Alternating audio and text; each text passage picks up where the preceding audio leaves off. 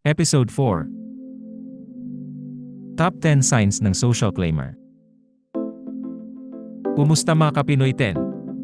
Sa video na ito, tatalakayin natin ang mga senyales ng isang tunay na Filipino social climber.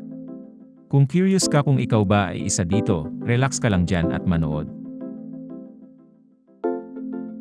10. Pilingera. Sa kahit anong lugar o sitwasyon, palaging may pagka-feeling na ikaw ang pinakamaganda o pinakagwapo. Basta ikaw ang pinaka at walang makakahigit sa'yo. Palaging may selfie-ready pose sa cellphone at palaging may feeling cute, might delete later caption. 9. Bragger. Hindi kumpleto ang araw mo kung hindi mo na-flex sa mga kaibigan ang mga bago mong bag or experiences. Kung ikaw ang may kaya, dapat sila rin maranasan ang mundong pinasok mo. Parang feeling blessed ka parati. 8. Nasa social media 24/7, hindi ka matutulog nang hindi nag-check ng social media.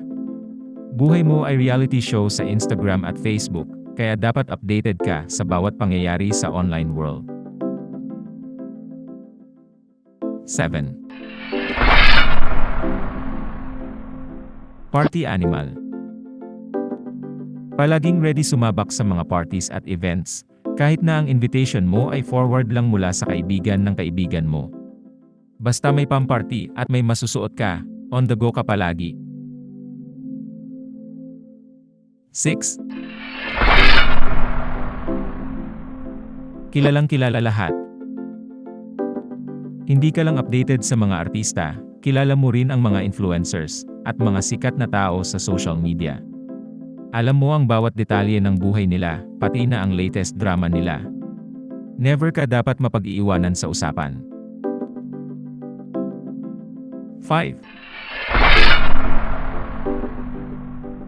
Brand conscious. Wala kang bibilhin na hindi branded. Para sa'yo, ang tatak ay nagpapakita ng iyong estado sa lipunan.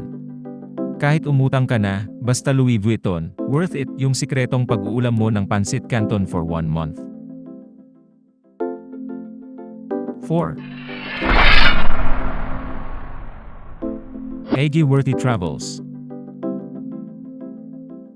Hindi ka maaring mag-travel na hindi documented sa Instagram. Kahit na hindi mo afford, basta may friend na maganda ang camera, ready ka na magpakandid kay Hodang sa Pansol, Laguna lang yan. 3. Foodstagrammer. Sa tuwing kakain ka, hindi mo lang ini-enjoy ang pagkain, kundi pati na rin ang pagkuha ng perfect angle para sa Instagram. Kailangan perfect ang ilaw at composition bago mo simulan ang paglamon. Dapat malaman ng lahat ng mga ka-FB mo ang masarap mong kinakain araw-araw. Celebrity ka, di ba? Dapat kinainggitan. 2. Name dropper. Isa kang eksperto sa pagbanggit ng mga kilalang personalidad at celebs, kahit na hindi mo naman talaga sila kilala. Para sa'yo, ang pag-associate sa kanila ay pampaangat ng status. Nakaka-relevant yun. Crazy Rich Asians ang peg. Number 1. Maporma kahit wala naman. Hindi na sapat na maging presentable, dapat standout ka. Ipinapakita mo ang iyong personalidad sa bawat suot mong damit, at lagi kang updated sa mga fashion trends. Para sa'yo, OOTD is life kahit alam naman ng lahat na wala ka talagang pera gaga. At dito nagtatapos ang ating listahan ng mga signs ng isang certified social claimer. Kung nakaka-relate ka sa kahit ilan sa mga ito, huwag kang mag-alala, marami tayo. Joke lang. Salamat sa pag-tune in sa ating video, mga Pinoy 10. Hanggang sa susunod.